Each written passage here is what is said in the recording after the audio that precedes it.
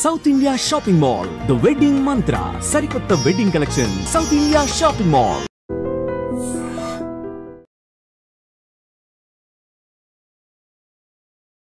Hi hello నమస్తే welcome back to our channel. నేను మీ వైషు. చట్టం ఇంతకుముందు మాట్లాడుకున్నాం మనం ఏమని, చట్టం అన్ని దగ్గరలో చుట్టంగా పనిచేస్తుంది, కొంతమందికి ఖచ్చితంగా అట్లాంటి ఎక్స్ట్రాగావెంట్ ఆఫర్స్ ఉంటాయి అని. కానీ ఈ మధ్య కాలంలో ఒక ఇన్సిడెంట్ జరిగింది లక్నోలో. ఏంటంటే ఒక 2.5 సంవత్సరాల పాప మీద అత్యాచారం జరిగితే ఒక్క రోజులో కేసు నమోదవడం, ఒక రోజులో ఎన్కౌంటర్ జరిగిపోవడం, ఒక రోజులోనే జస్టిస్ అయితే వచ్చేసింది అనమాట. అంటే న్యాయం జరిగిపోయింది. ఆ విషయానికి ఒక హ్యూమన్ బీయింగ్గా ఐ ఫీల్ ప్రౌడ్. నాకు మంచిగా అనిపిస్తుంది, గర్వంగా అనిపిస్తుంది కూడా. బట్ దాన్ని చట్టం ఎలా తీసుకుంటుంది? హ్యూమన్ రైట్స్ అని ఇంకొంతమంది మాట్లాడే వాళ్ళు ఉంటారు. అలా ఎలా చంపేస్తారు, ఆయన నిర్దోషి అయ్యి ఉండొచ్చు కదా అని మాట్లాడే వాళ్ళు కూడా ఉంటారు. మరి ఆ విషయం గురించి మాట్లాడడానికి ఈరోజు నాతో పాటు అడ్వకేట్ నరేష్ గారు ఉన్నారు. సార్తో మాట్లాడదాం. హలో అండి. హలో అండి. ఈ టాపిక్ వినగానే ఫస్ట్ నాకు ఒక హ్యూమన్ బీయింగ్గా I feel proud, I'm happy. అలాంటి సిచ్యువేషన్కి అంతే జరగాలి అని నేను కోరుకుంటా. బట్ చట్టం ఎలా చూస్తుంది ఆ విషయాన్ని? లక్నోలో 2.5 years 3 years పాపని ఎత్తుకుని పోయి రేప్ చేసి దీపక్ వర్మ అనే ఒక వ్యక్తి ఆల్రెడీ హ్యాబిట్యూటల్ అఫెండర్, అతని మీద ఆల్రెడీ క్రిమినల్ కేసులు ఉన్నాయి. సో అటువంటి వ్యక్తి తీసుకుని వెళ్ళి అత్యాచారం చేశాడు అని చెప్పి కంప్లైంట్ ఇచ్చిన వితిన్ 20 hours సీసీటీవీ ఫుటేజ్ని వెరిఫై చేసి అతన్ని గుర్తుపట్టి అతన్ని పట్టుకునే క్రమంలో పోలీసుల మీద ఫైర్ ఓపెన్ చేశాడు. ఆ యొక్క క్రమంలో అతన్ని కాల్చి చంపడం జరిగింది అనేది సారాంశము. సో మొత్తం మీద 20 గంటల్లో అతన్ని నేలమట్టం చేసేశారు. న్యాయం జరిగింది అనేది సారాంశం. ఇది ఉత్తరప్రదేశ్ లక్నోలో జరిగింది అనేది.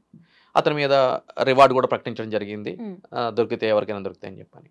అయితే ఇటువంటి సంఘటనలు ఉత్తరప్రదేశ్లోనే కాదు, మన తెలంగాణలో కూడా జరిగినాయి. దిశ ఎన్కౌంటర్ మనకు తెలిసిందే. అదేవిధంగా సైదాబాద్కి సంబంధించి రాజు అని చెప్పే ఒక ఎక్యూజ్డ్ ఒక పాపని చేసినప్పుడు రైల్వే ట్రాక్ మీద సూసైడ్ చేసుకున్నాడు అని చెప్పి కూడా చెప్పడం జరిగింది. సో ఇటువంటి అదేవిధంగా వరంగల్ యాసిడ్ దాడి బాధితులకు సంబంధించి కూడా మనకు తెలిసిన విషయం. సో ఇటువంటి ఎన్కౌంటర్లు జరిగినప్పుడు యావత్ సమాజం కూడా మంచి పని చేశారు పోలీసులు అని చెప్పని క్లాప్స్ కొడతా ఉంటారు. మీరు చెప్పిన విధంగా నేను కూడా ఒక మానవతావాదిగా ఇటువంటి చర్యలు జరిగినప్పుడు ప్రతి ఒక్కళ్ళకి రక్తం మరిగినట్టు నాకు కూడా రక్తం మరుగుతుంది, మంచి పని చేశారని చెప్పి అనుకోవచ్చు. కానీ మనకు ప్రజాస్వామ్య దేశంలో ఉన్నాం, మనకంటూ కొన్ని చట్టాలు అనేది పెట్టుకోవడం జరిగింది. అయితే నేను ఏమంటాను అనంటే కనుక ఈ విధంగా ఒక 20 గంటల్లో కేసు రిజిస్టర్ అయిన 20 గంటల్లోపే ట్రాక్ చేసి అతన్ని షట్ డౌన్ చేశారు కాబట్టి అటువంటిది నిజంగా అప్రిసియేట్. అంటే సీసీటీవీలో అన్నీ కనిపిస్తుంది అనుకుంటే కనుక ప్రజల్ని నేను కోరుకునేది ఒకటే, అటువంటి చట్టం చెయ్యాలి అని చెప్పి ప్రజాప్రతినిధులు మీ దగ్గరికి ఓటు వేయమని చెప్పి వచ్చినప్పుడు మీరు 2,000 రూపాయలు 3,000 రూపాయలు తీసుకోకుండా ఇంట్లో ఆడపిల్లకి లేదంటే గనక బయట ఆడపిల్లకి ఇటువంటి అన్యాయం జరిగినప్పుడు తక్షణం ఎన్కౌంటర్ చేసే విధంగా ఒక చట్టాన్ని తీసుకురండి. రాష్ట్రానికి సంబంధించి అసెంబ్లీలో, దేశానికి సంబంధించి పార్లమెంట్లో, అది మాకు చాలు అని కోరుకుంటే చాలా అద్భుతంగా ఉంటుంది అనేది నా అభిప్రాయం. అంటే ఈ 1000 మందిలో ఆ ఒక్క మనిషి నిర్దోషి అయినా సరే ఆ ఒక్క మనిషిని బ్రతికించడానికి 1000 మందిని బ్రతికిస్తారు. ఇట్లా చట్టం అంటుంటారు కదా, మన శాంతి దేశము, శాంతిని కోరుకుంటాము, అలా ఊరికే చంపేసే దేశం కాదని. మరి ఇలాంటి చట్టం వస్తే చాలా జరిగిపోతుంటాయి. అందు గురించే రేపొద్దున ఇటువంటి చట్టం వచ్చినప్పుడు ఆ చట్టాన్ని బేస్ చేసుకుని రేపొద్దున ఈ యొక్క క్రైమ్ చేసిన వాళ్ళు వేరే వాళ్ళు అయ్యి ఉండొచ్చు. పొలిటికల్ కన్సిడరేషన్స్ లో మనకు తెలిసిన విషయమే. అధికారం ఉంటే కనుక ఏ విధంగా తప్పుడు కేసుల్లో వ్యక్తుల్ని ఇరికించి వాళ్ళ యొక్క ఇమేజ్ ని డ్యామేజ్ చేస్తారు అనేది మనందరికీ తెలిసిన విషయమే. కానీ ప్రజలు వీటిలన్నిటిని ఆలోచించే సమయం, ఆలోచన వాళ్ళ దగ్గర, వివేకం వాళ్ళ దగ్గర ఉండదు. ఎమోషన్స్ తో కూడిన అంశం. ఒక మీడియా ఏం చెప్తే, ఒక ప్రెస్ మీట్ పెట్టి పోలీస్ అధికారులు ఏం చెప్తే అదే నిజం. దాని తర్వాత అతను కోర్టు ద్వారా ఫైట్ చేసి నిర్దోషి అని అన్నా కూడా దాని గురించి పట్టించుకునే వాళ్ళు ఉంటారు, ఎందుకంటే ఆ రోజుకి వేరే టాపిక్ ఉంటుంది కాబట్టి. సో ఇక్కడ ఏం జరిగింది అని అంటే కనుక a person presume to be innocent till his guilt is proven by the concern court of law. అంటే ఒక కోర్టు ప్రాపర్ ట్రయల్ జరిపి ఇతను దోషి అని చెప్పేంత వరకు కూడా అతను నిర్దోషిగానే భావించాలి అనేది చట్టం చెప్తుంది. కానీ మన దౌర్భాగ్యం ఏంటి అని అంటే కనుక ఇటువంటి కేసులు జరిగినప్పుడు ఎమోషన్తో ఉంటాం కాబట్టి వాళ్ళు చేసింది కరెక్టే అని చెప్పి అని అంటాము. ఒకవేళ ఆ ప్లేస్లో ఈ కేసుకి సంబంధించి కాదు, ఇటువంటి కేసులో ఒక నిర్దోషి అయి ఉండొచ్చు. మరి ఆ నిర్దోషిని నిర్దాక్షిణ్యంగా చంపేసిన తర్వాత ఏం జరుగుతుంది? ఓకే. అంటే ఈ 14 సంవత్సరాలు జైల్లో పెడతారు. ఇది అలవాటేలే ఏముంది 3 పూట్ల భోజనం పెడతారు. తినేసి ఉండొచ్చు అనే భయం లేకపోవడం కూడా ఒక కారణమే కదా ఇలాంటి విషయాలకి. ఇప్పుడు ఆబ్వియస్లీ ఇటువంటి నేరాలు ఉన్న వ్యక్తి బయట తిరగగలుగుతున్నాడు అని అంటే గనక అది ముమ్మాటికి కూడా సిస్టంలో ఉన్న లోపమే కదా. ఒక తప్పు చేసిన వ్యక్తి మీద ఒక కేసు రిజిస్టర్ అయినప్పుడు అతను తప్పు చేశాడా లేదా అని చెప్పి త్వరితగతిన విచారణ జరిపి కోర్టులో ఛార్జ్షీట్ వేసి అతనికి శిక్ష పడేలాగా చేయాల్సిన ఎన్ఫోర్స్మెంట్ ఏజెన్సీస్ వాళ్ళ పని వాళ్ళు చేయట్లేదే. కేసు పెట్టడం వరకే పరిమితం అవుతున్నాయి కదా. ఎన్ఫోర్స్మెంట్ ఏజెన్సీస్ కేసు పెట్టడం వరకే పరిమితం అవుతున్నాయి కదా. దాని తర్వాత విచారణ జరిపి కోర్టులో ఛార్జ్షీట్ వేసి వాళ్ళకి శిక్ష పడే విధంగా చేయటంలో విఫలం అవుతున్నాయి. అందు గురించే బెయిల్స్ అనేది ఇవ్వడం జరుగుతుంది. వాళ్ళు బయటకు వచ్చి ఆ యొక్క క్రైమ్ని ఉపాధి కింద ఎంచుకోవడం జరుగుతుంది. ఎందుకంటే కనుక వాళ్ళకి అలవాటు అయిపోతుంది. ఏముంది ఇట్లా వెళ్తాము, ఒక 2 నెలలు 3 నెలలు ఉంటాము, మళ్ళీ బయటకు వస్తాము, మళ్ళీ క్రైమ్ చేస్తాము అని చెప్పని. ఇటువంటి వాళ్ళ మీద మానిటరింగ్ అనేది ఇంపార్టెంట్. అంటే ఈ రోజు ఒక నేరస్తుడు దొరికినప్పుడు అతని యొక్క ఫింగర్ ప్రింట్స్ కానీ, అతని యొక్క ఐ రెటినాని కానీ, అతనికి సంబంధించిన యాంటిసిడెంట్స్ కానీ ఏ విధంగా అయితే గనక చెక్ చేస్తున్నారో అరెస్ట్ చేసినప్పుడు అతను బయటకు వచ్చినప్పుడు కూడా అతని యొక్క ట్రాక్ కూడా మానిటర్ చేయడం అనేది చాలా ఇంపార్టెంట్ అని చెప్పని అంటున్నాను. అతన్ని ఒక జంతువు వదిలినట్టు స్వేచ్ఛగా రోడ్డు మీద వదిలేస్తే వాడు మరిన్ని నేరాలు చేయడానికి ఆస్కారం ఇచ్చినట్లయితుంది కదా. అసలు ఎందుకు వదిలేస్తారు? ఈ గాంధీ జయంతికో August 15th మంచి ప్రవర్తన వచ్చేసిందని అప్పుడప్పుడు ఇట్లా వదిలేస్తుంటారు కదా. ఎందుకు? వాళ్ళు ఆల్రెడీ గిల్ట్ ప్రూవ్డ్ కాబట్టి జైల్లో ఉన్నారు. ఎందుకు వాళ్ళు మళ్ళీ వదిలిపెడుతున్నారు? అంటే ఇక్కడ ఏం జరుగుతుంది అంటే కనుక ఆ సందర్భాలు వేరు. ఆల్రెడీ అటువంటి విడిచిపెట్టిన వాళ్ళు ఎవరు అని అంటే కనుక జీవిత కాలపు శిక్ష పడి ఆ శిక్షని మాక్సిమం అనుభవించేసి సత్ప్రవర్తన కలిగి కొన్ని సంవత్సరాలు వాళ్ళని మానిటరింగ్ చేసి వాళ్ళకి యాక్టివిటీస్ని సో వీళ్ళు సత్ప్రవర్తన కలిగారు అని చెప్పి భావించినప్పుడు బయటకు రిలీజ్ చేయడం. ఇక్కడ ఏం జరుగుతుందంటే కనుక ఇక్కడ ఇటువంటి కేసుల్లో అండర్ ట్రయల్ అంటే దీంట్లో 2 ఉంటాయండి. ఇది ప్రజలు అర్థం చేసుకోవాలి. అండర్ ట్రయల్ ఖైదీలు వేరు, కన్విక్టెడ్ ప్రిజనర్స్ వేరు. అండర్ ట్రయల్ అంటే ఏంటి అంటే కనుక ఇనిషియల్ గా ఒకళ్ళ మీద కేసు రిజిస్టర్ అవుతుంది. రిజిస్టర్ కాగానే అరెస్ట్ చేస్తారు. అరెస్ట్ చేసిన వెంటనే కేసు నిరూపితం కాదు. సో వాళ్ళు అండర్ ట్రయల్ గా ఉంటారు.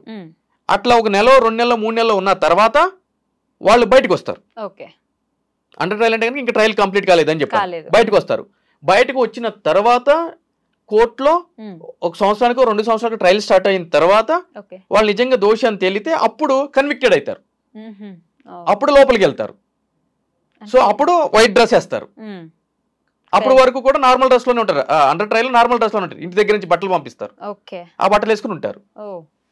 ఈ 1 year తర్వాత ఈ డిస్కషన్ తర్వాత కోర్టులో ప్రూవ్డ్ గిల్ట్ అంటే అది 1 year 2 years 10 years అనేది డిపెండ్స్. కోర్టు యొక్క సామర్థ్యతను బట్టి విచారణాధికారి చేసే యొక్క అభియోగ పత్రాన్ని బట్టి టైం ఫిక్స్ అయి ఉంటుంది. వీటన్నిటికీ కారణం అంటే వాళ్ళు కాదా? Under trial. Yes exactly. అందుగురించి ఏం జరుగుతుంది అని అంటే కనుక కొద్దిగా వ్యవస్థ అనేది మార్పు చెందాలి అని అంటున్నాను. వ్యవస్థ అంటే కనుక ప్రభుత్వము. సో ప్రభుత్వం నుంచి అంటే ప్రభుత్వాన్ని నడిపించేది ప్రజాప్రతినిధులు. ఆ ప్రజాప్రతినిధులు ఎన్నుకునేది ప్రజలు అల్టిమేట్ గా. అంటే ప్రజలకి కూడా కొద్దిసేపు ఎమోషన్స్ పక్కన పెట్టి వ్యవస్థ ఏ విధంగా ముందుకు వెళ్తుంది, ఆ వ్యవస్థలో మన పాత్ర ఏంటి అనేది సముచితంగా మనం ఆలోచించాలి అని అంటున్నాం. ఈ రోజు ఎన్కౌంటర్ చేశారు కాబట్టి మనం క్లాప్స్ కొడుతున్నాము. రేపు పొద్దున అదే పోలీసులు అక్రమ కేసులు పెట్టారు అని చెప్పి మనమే వాళ్ళకి వ్యతిరేకంగా స్లోగన్స్ ఇస్తున్నాం కదా. అంటే మనకి కావాల్సినప్పుడు ఒకలాగా, వద్దనుకున్నప్పుడు వేరేలాగా ప్రవర్తిస్తున్నాం కదా.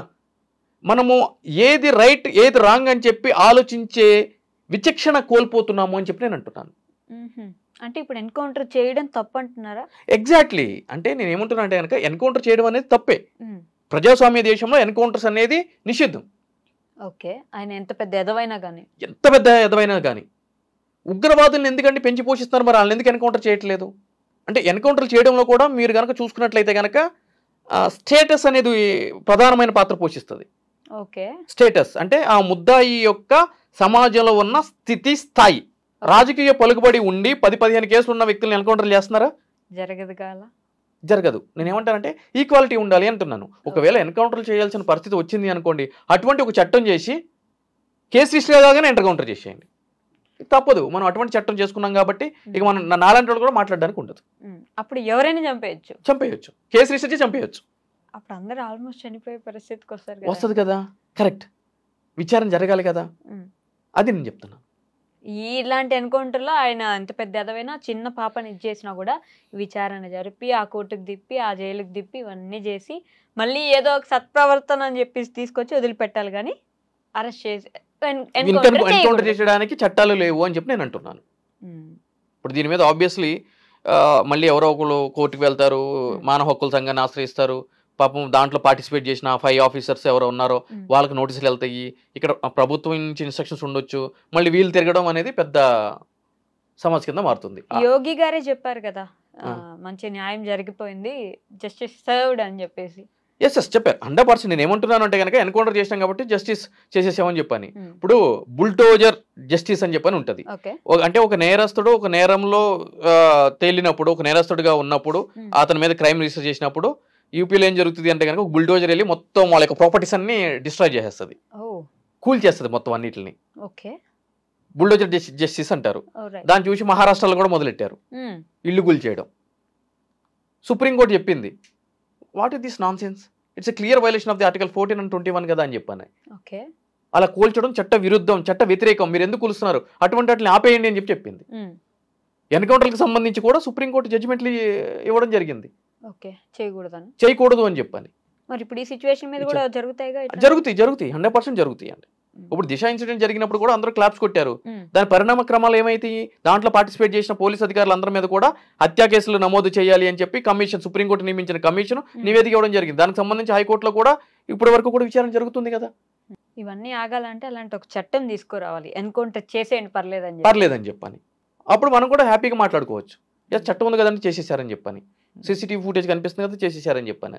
అంటే ఇలాంటి ఇన్సిడెంట్స్ లో పోలీస్కి ఒకవేళ ఏదైనా గాయం చేస్తే తన ఆత్మరక్షణ కోసం, తనని కాపాడుకోవడానికి, ఆత్మరక్షణ కోసం కాపాడుకోవాలి అనుకున్నప్పుడు దానికి కూడా కొన్ని ఇన్స్ట్రక్షన్స్ ఉన్నాయి, ఎప్పుడు ఎన్కౌంటర్ చేయాలి అని చెప్పని. అంటే ఫస్ట్ బుల్లెట్ ఎక్కడ షూట్ చేయాలి, అంటే మన మీద దాడికి ప్రయత్నించే వ్యక్తిని ఫస్ట్ ఏ విధంగా కంట్రోల్ చేయాలి అనేది ఫస్ట్ మాన్యువల్. డైరెక్ట్ చంపేయకూడదు, కాళ్ళ మీద, దాని తర్వాత ఇక్కడ చెస్ట్ కింద. అంటే ఒక మనిషి గాయపడాలి కానీ చనిపోకూడదు, ఆ విధంగా నువ్వు షూట్ చేయి. అదే నీ ప్రాణం మీదకి వస్తున్నా సరే వాళ్ళన్నీ కాని పక్షంలో చంపు. అందుకే ఇన్ని జరుగుతున్నాయి హత్యలు, అత్యాచారాలు ఎందుకు జరుగుతున్నాయి?